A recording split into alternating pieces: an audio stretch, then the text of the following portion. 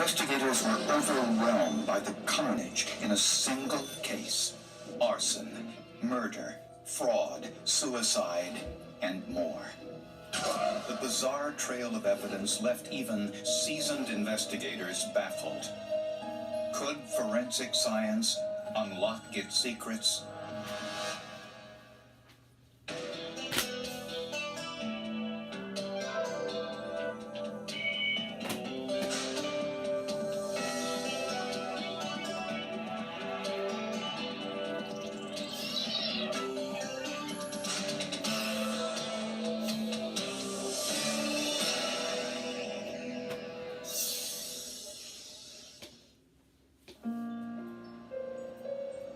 There's very little crime in Newman Lake, Washington, a small town outside of Spokane, which was why Bob Wood moved here after his divorce.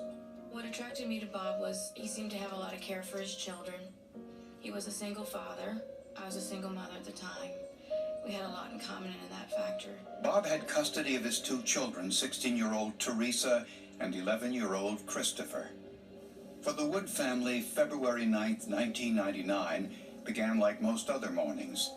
Teresa left for school around 8 a.m. Bob Wood left for work soon afterwards, and Christopher was the last one out of the house. Around 8:30, neighbors saw smoke coming out of the windows and called the fire department. The principal from the school came right down to the house and told us that Chris had not come to school and that he may be in the fire. Firefighters searched the home in a frantic effort to find him.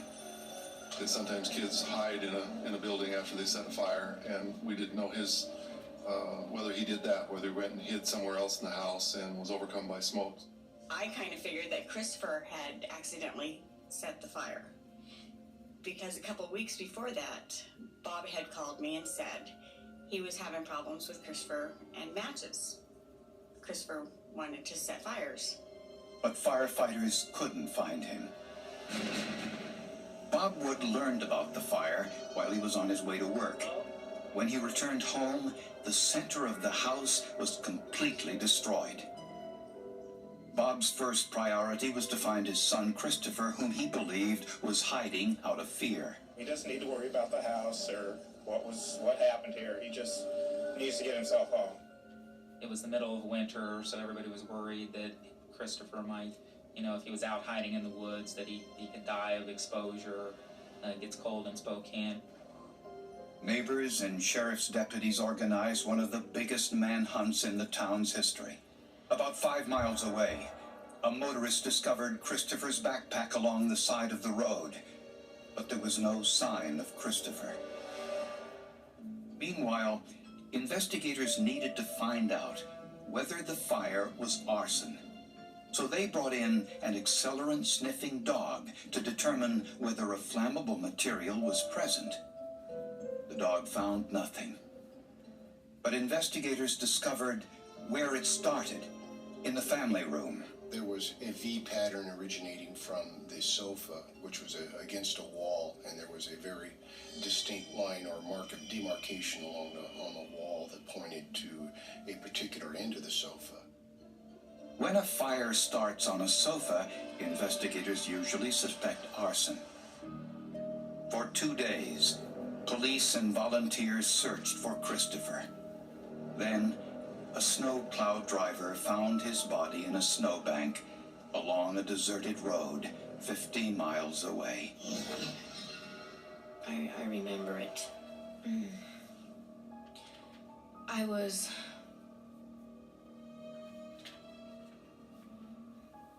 brokenhearted. There were ligature marks around Christopher's neck, evidence that he had been strangled. It appeared that Christopher had not been murdered there, as there was very little disturbance in the snow, only enough to show that somebody had stopped there and dumped the body off the side of the road. During the autopsy, forensic experts found no evidence that Christopher had started the fire. Examination of Chris's hands showed no sooting or fire products on his hands. He had no sooting in his lungs, no carbon dioxide in his blood. But investigators found a telling clue that Christopher had been abducted. His sneakers were on the wrong feet. Chris was 11 years old. He wasn't prone to put his shoes on the wrong feet. But if you were dressing a lifeless body, facing it, you would put right to left and left to right. And that's apparently what happened. Now there were two crimes to solve: arson and murder.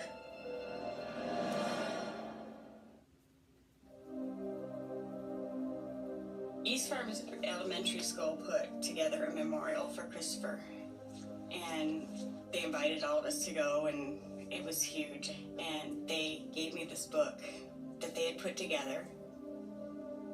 Christopher Wood's classmates and teachers assembled a collection of their favorite stories and recollections of Christopher, an expression the family appreciated. Some of the poems, one of them in particular, it makes me cry every time I read it. Investigators vowed to find the person or persons responsible for the murder and the arson. I think the underlying feeling in the neighborhood that there was a predator and that someone did abduct Chris Wood. That was a big fear amongst the people. We have a database of registered sex offenders, and they had searched that database and had discovered some people in the general area. Since the autopsy revealed no evidence Christopher had been sexually assaulted, it was unlikely the crime was sexually motivated. Investigators asked Bob Wood and his daughter Teresa about their activities on the morning of the fire. Teresa said she left for school at 8 o'clock. Bob said he left for work around 8:20. And Christopher was eating breakfast. He didn't normally leave for school until 8:30. None of the neighbors reported seeing Christopher that morning. Investigators began to question Bob Wood's actions on the morning of the fire. They remembered it took him a long time to get home after he learned about the fire. It took him almost 2 hours to get home, and that would have been at most a 66-minute trip. Question is, how was that accounted for? And there was something else. Investigators discovered that Bob was living well beyond his means. He earned about $100,000 a year selling real estate, but he spent much more. He also put in a huge garage in the back that would take an RV and snowmobiles and all his little hobbies he liked to do, restore cars, and that was also in the back of the garage. Investigators also learned that Bob had been fired from his job at a local real estate company a few weeks earlier. Robert Wood had worked for them and had stolen over $100,000 worth of materials, and they told us to be very alert that this fire may be something he's intentionally setting for insurance purposes. And Bob owned 3 life insurance policies on his son Christopher worth $80,000. Well, Bob Wood gave a neighbor a briefcase, and in the briefcase were financial records, and there were life insurance policies on Chris and a picture of Chris. None of those items were sooted, indicating that they had been removed from the house prior to the fire. Wood was known for keeping meticulous financial records. A clerk at a camera store called police to tell them how meticulous. Bob had dropped off some film to be developed. I believe it was the day after the fire, and they were found to include photographs of the interior of his house, including before the fire, and shots from the same angle after the fire. A remarkable coincidence. It was really stupid to have taken before and after photographs of his house on the same roll of film. Investigators searched Wood's garage for evidence. On the fender of Bob's sports car, they discovered what appeared to be stomach contents. They found similar stains in the back of the truck Bob was driving the day of the fire. Unfortunately, scientists cannot get a DNA profile from stomach contents. I knew that fluids in the stomach would destroy DNA, at least I strongly suspect that, and a couple of quick phone calls confirmed that. However, I ended up calling all over the country trying to find anybody that could tell me anything about the evidentiary value of vomit. Investigators hoped that this biological material could tell them something.